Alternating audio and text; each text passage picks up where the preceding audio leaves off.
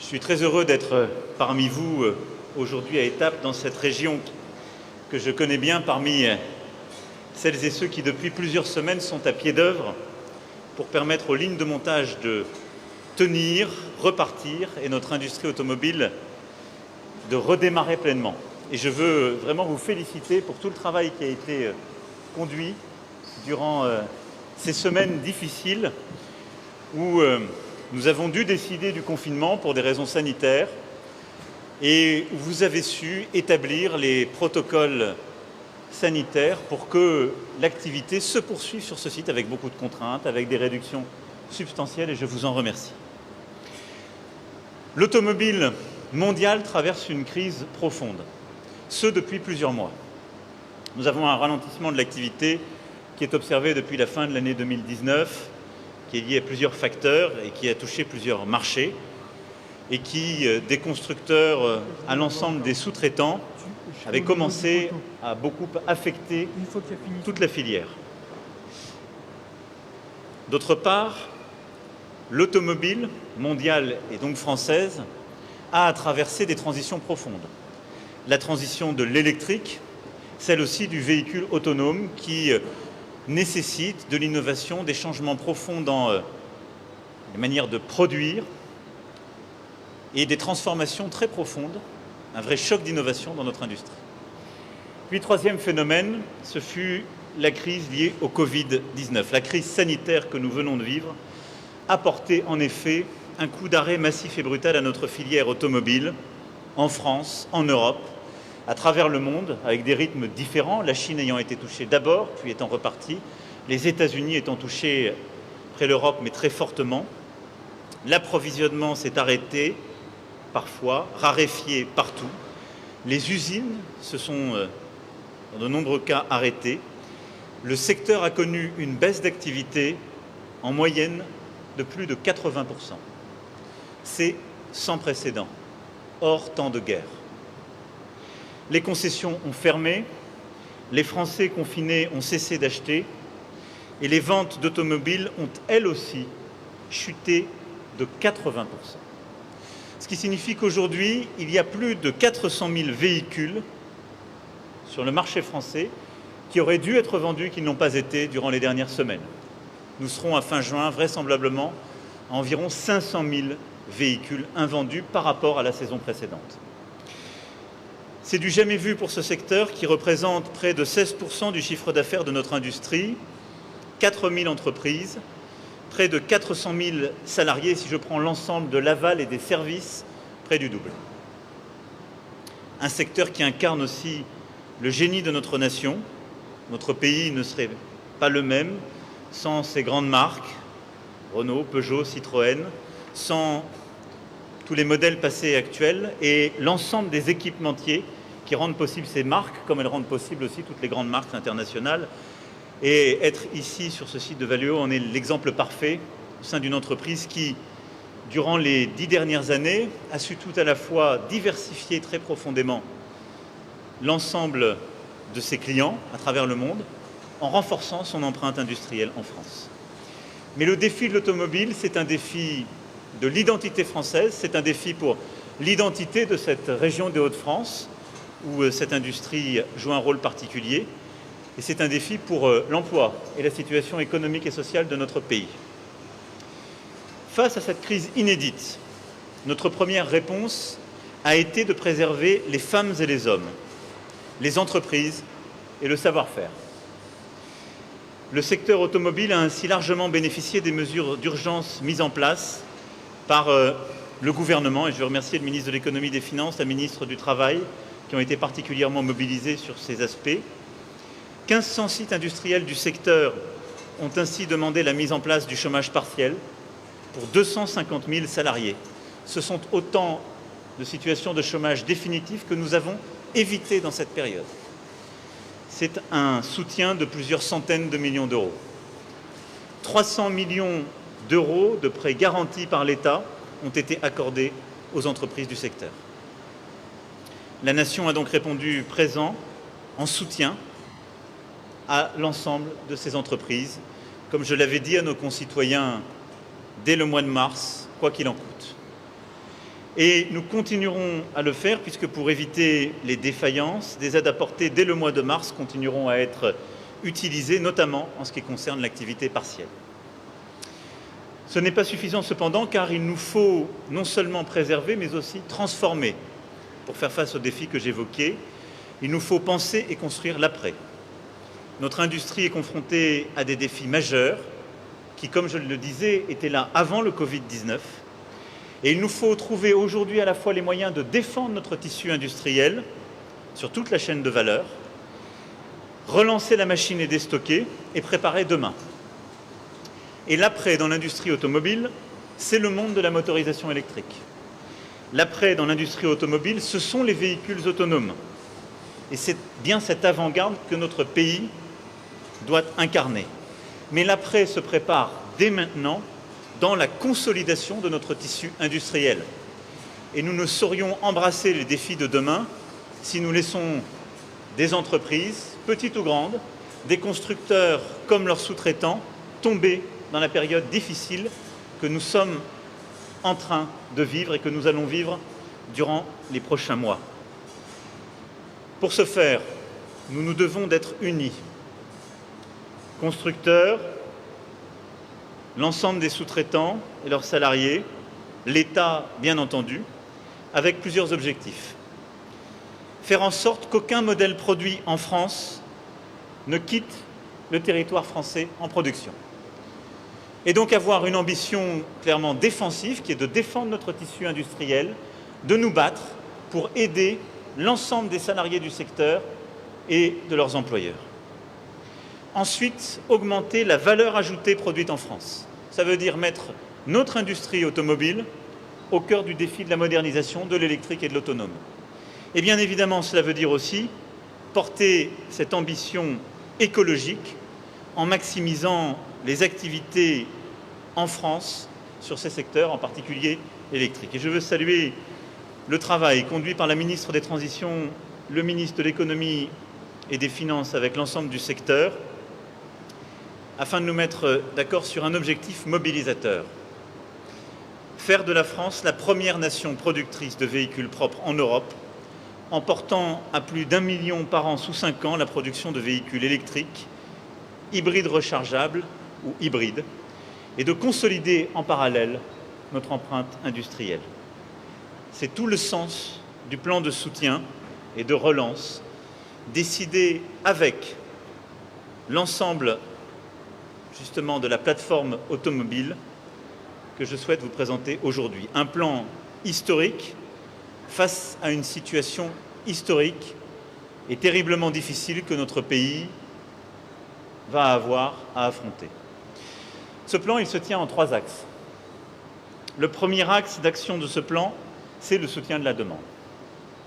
En effet, la plateforme automobile, et je veux ici saluer le rôle, le travail du président Luc Châtel et de l'ensemble de ses équipes aux côtés des ministres, a clairement identifié le besoin que j'évoquais tout à l'heure. Ce sont ces 400 000 véhicules invendus à ce jour. Et donc ce qu'il nous faut réussir à faire, c'est que nos concitoyens achètent davantage de véhicules dans les semaines à venir, et en particulier davantage de véhicules propres. Pas dans 2 ans, 5 ans ou 10 ans, maintenant. Tout renouvellement du parc de véhicules est bon écologiquement. À chaque fois qu'un de nos concitoyens change un vieux véhicule essence ou un vieux diesel pour un véhicule neuf, diesel, essence, hybride et encore mieux électrique, nous réduisons nos émissions et nous nous mettons en situation de respecter nos objectifs, ce qui montre qu'on peut réconcilier l'objectif écologique et l'objectif économique. Et c'est le but des 2 instruments que nous avons décidés ce matin ensemble. Le premier, le renforcement de la prime électrique. Les véhicules électriques et hybrides rechargeables bénéficieront de mesures de soutien exceptionnelles pour les particuliers comme pour les entreprises. 7 000 € pour l'achat d'un véhicule électrique par des particuliers, 5 000 € pour les entreprises et les collectivités, et même 2 000 € pour les véhicules hybrides rechargeables qui jusqu'alors étaient exclus de toutes ces primes existantes.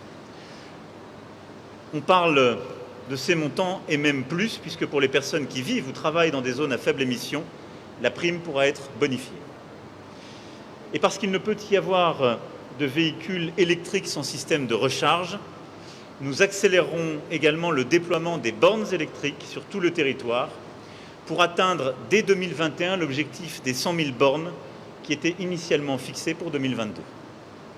C'est le premier volet de ce soutien à la demande, qui est là aussi une offre inédite.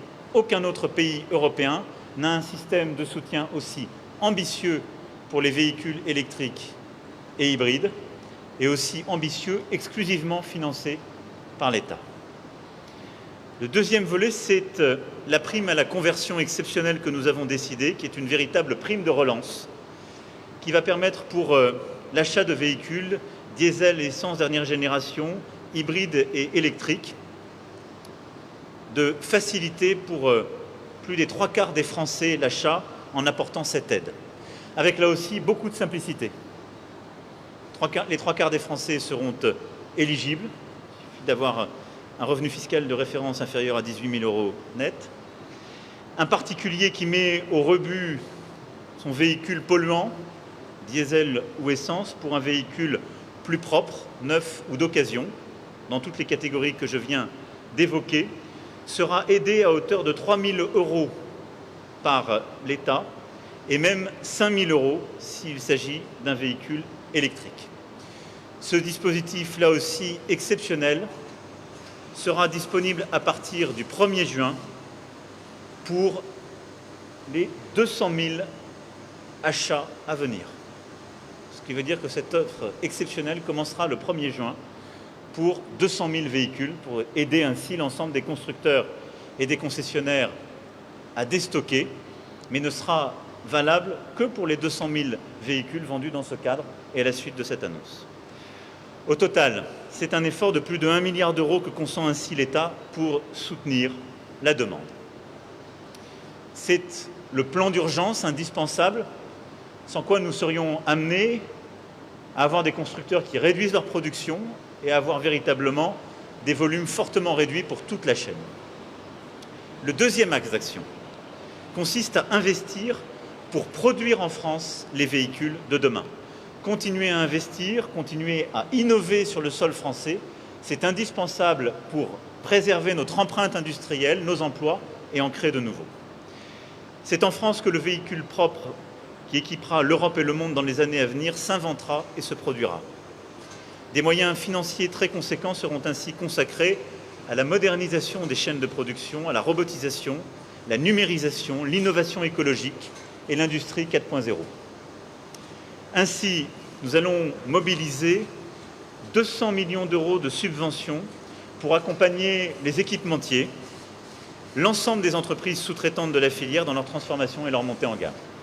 J'y reviendrai, ce sont ces investissements qui permettent de déclencher des projets comme celui que Valeo a décidé. Deuxièmement, nous avons décidé la création d'un fonds d'investissement de 600 millions d'euros pour intervenir en fonds propres sur l'ensemble des entreprises de la filière. L'État apportera 400 millions d'euros et chacun des deux grands constructeurs français mettront eux-mêmes 100 millions d'euros dans ce projet. Et j'invite d'ailleurs tous les constructeurs présents en France ou souhaitant s'y développer, contribuer à ce fonds d'investissement. Son objectif est triple: moderniser l'ensemble de la filière et donc des sous-traitants, consolider en particulier les secteurs de la sous-traitance qui seront fragilisés dans la période à venir. On a beaucoup d'entreprises qui sont encore de petite taille, et on le sait dans nos régions. Elles sont très importantes pour l'emploi, pour l'industrie dans nos régions, mais elles sont parfois fragiles. Et on va avoir besoin de les regrouper, de les consolider. Ce fonds permettra de financer ces rapprochements. Et nous savons que dans les prochaines semaines et les prochains mois, nous aurons aussi des entreprises de petite taille ou de taille moyenne qui seront confrontées à des chocs très durs et qu'il faudra soutenir en fonds propres pour éviter qu'elles ne fassent faillite. Ce sera aussi l'objectif de ce fonds, à faire ce qu'on appelle le retournement. C'est véritablement un objectif pour accompagner en fonds propres notre industrie automobile. Nous tirons là les enseignements de ce que nous avons vécu il y a 10 ans et qui sera plus violent encore cette fois-ci. Troisième volet, nous investirons aussi pour soutenir l'innovation, la recherche-développement de l'industrie automobile française, en cohérence avec nos grands axes technologiques pour le véhicule du futur. Dès 2020, 150 millions d'euros seront mobilisés pour contribuer à l'effort de relance de la filière. Et le ministre de l'Économie et des Finances comme la ministre des Transitions feront en sorte que les projets les plus avancés puissent démarrer avant la fin du mois d'août. Et je les remercie pour le travail à venir sur ce volet en lien avec la plateforme. Le troisième axe et dernier axe de ce plan qui en découle, c'est au fond le pacte entre l'État, les entreprises et l'ensemble des salariés du secteur que nous sommes en train de sceller. Et dont je souhaiterais faire véritablement un exemple et une source d'inspiration pour l'ensemble de l'industrie française. L'État, au total, apportera un peu plus de 8 milliards d'euros d'aide au secteur. Les constructeurs ont pris en contrepartie une série d'engagements forts qui consistent à relocaliser la production à valeur ajoutée en France et à consolider et maintenir la totalité de la production industrielle sur nos sites. PSA a ainsi décidé de fortement augmenter sa production de véhicules électriques et hybrides sur le sol français. En 2019, aucun véhicule de ce type n'était produit par PSA sur notre sol. En 2021, l'objectif de 130 000 véhicules devrait être tenu. L'engagement pris est celui, toutes choses égales par ailleurs, de 450 000 véhicules produits sur le sol français. Ce qui représente de la part du groupe PSA 360 millions d'euros d'investissement d'ici 2022. Les sites de Poissy, de Rennes, de Mulhouse, de Sochaux seront concernés par ces engagements et je me félicite de l'annonce faite en ce moment par PSA de localiser à Sochaux la production de la 3008 électrique. C'est une décision importante, une marque de confiance pour le site de production France et notre capacité à relever ensemble ce défi. Renault, de son côté, a pris ce matin plusieurs engagements qui seront confirmés d'ici la fin de semaine. D'ici à 2022, la production de véhicules électriques sera triplée en France et quadruplée d'ici 2024. L'objectif est un objectif de 240 000 véhicules. Renault a pris la décision, et je me suis entretenu ce matin avec son président, de développer le nouveau moteur électrique de l'Alliance, 100 kW, à Cléon, projet initialement prévu en Asie. Renault a aussi acté ce matin sa décision de rejoindre le programme européen de batteries électriques, qui est un programme principalement franco-allemand, comme vous le savez, qui regroupait entre autres côté français PSA et Total Saft. Renault va s'y adjoindre, rentrer au capital et développer aussi le projet. Parlons aujourd'hui de Renault, de ses nouvelles ambitions et de ses engagements. Je veux également avoir un mot pour vos collègues et nos amis du site de Maubeuge et de Douai, dans le Nord. Je me souviens, en novembre 2018, de la visite effectuée là-bas et des investissements auxquels le groupe Renault s'était alors engagé pour Maubeuge et l'ensemble du tissu productif dans le Nord à hauteur de 450 millions d'euros. Et je n'ai pas l'habitude d'oublier les engagements que j'entends. C'est pourquoi j'entends que le département voisin, celui où nous trouvons aujourd'hui, ce département du Nord, puisse aussi être au rendez-vous des ambitions du groupe. Et je demande à ce que l'ensemble des salariés de Maubeuge et de Douai puissent avoir toutes les garanties sur leur avenir, leur capacité à produire et à œuvrer dans le groupe Renault. Je souhaite aussi que l'ensemble des sous-traitants, si importants pour le tissu industriel et productif, aussi bien à Maubeuge qu'à Douai, puissent avoir une visibilité claire et des garanties. C'est pourquoi, ayant ce mot et ces exigences, je veux ici redire à l'ensemble des élus de Maubeuge comme de Douai le soutien qui sera celui de la nation et l'engagement du gouvernement. Le ministre de l'Économie, qui a eu l'occasion avec moi de s'entretenir ce matin avec le président de Renault et a pu avoir plusieurs des élus, présidera dès lundi prochain une table ronde avec Renault, l'ensemble des industriels et sous-traitants concernés, les syndicats, les élus qui sont aussi concernés, pour, dans le dialogue, trouver les solutions qui permettent précisément d'être au rendez-vous de l'ambition industrielle que nous nous donnons collectivement. Le prêt de 5 milliards d'euros de l'État ne saurait être conclu avant que ces discussions n'aboutissent, et il dépendra de l'issue de celle-ci. Pour ce qui est des sous-traitants, plusieurs grands projets sont aussi lancés. Michelin et Faurecia ont décidé de développer la pile hydrogène à Lyon avec un engagement de 50 millions d'euros par an d'investissement, de 150 millions d'euros de recherche et développement et plus de 200 créations d'emplois. Enfin, Valeo, et je remercie Jacques Aschenbroich pour son engagement, a décidé en effet 100 millions d'euros d'investissement et de projets sur le projet 48 volts que nous avons vu ensemble et que vous m'avez présenté.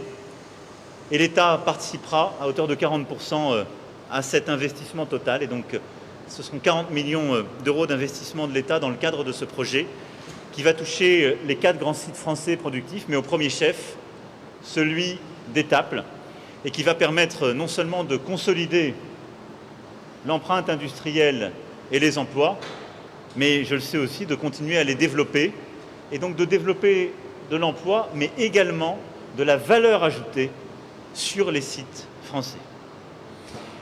Enfin, tout ça n'est possible que parce qu'il y a aussi l'engagement des salariés.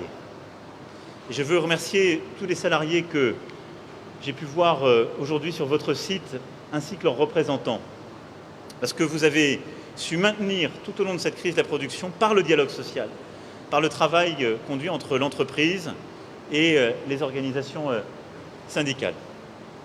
Mais au niveau de la branche, je veux saluer l'extraordinaire travail fait par la métallurgie et les organisations syndicales et patronales. L'accord qui a été conclu permet à ce stade déjà de montrer une dynamique de préservation de l'emploi, de maintien des compétences et de développement des compétences et de solutions nouvelles en matière d'alternance pour que nos jeunes continuent à rentrer dans la filière. Ce que j'ai demandé à la ministre du Travail, avec le ministre de l'Économie et des Finances, c'est de pouvoir, dans les prochains jours, sur la base d'ailleurs de ce modèle, travailler sur un cadre que je souhaite plus largement discuter avec l'ensemble des organisations syndicales et patronales la semaine prochaine au niveau national.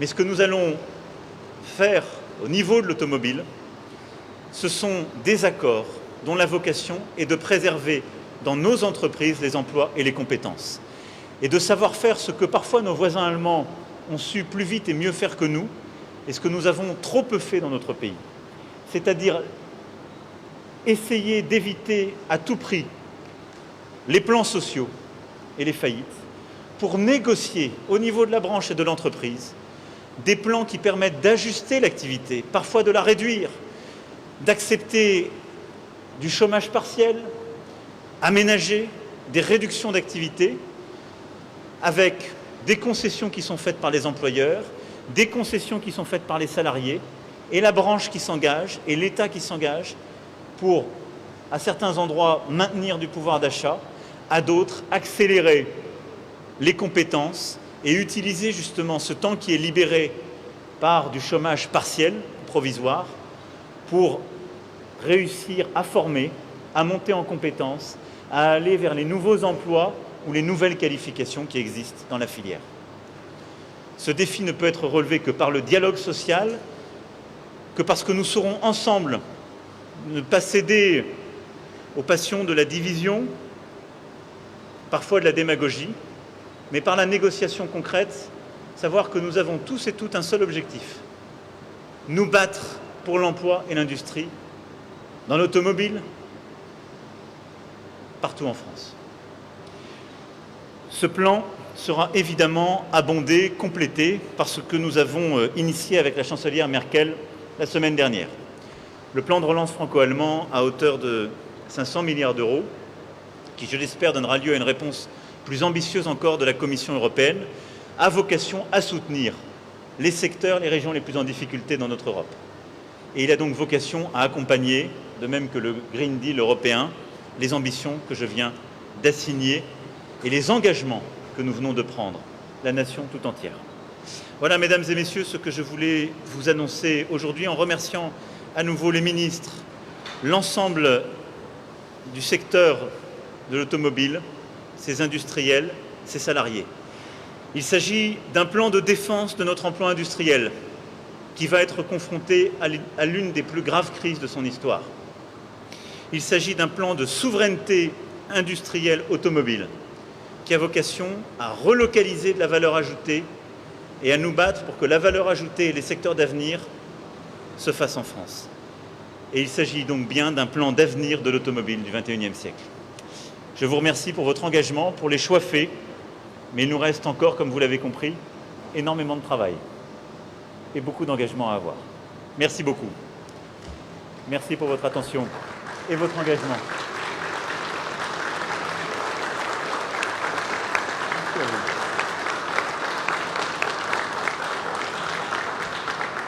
Merci beaucoup.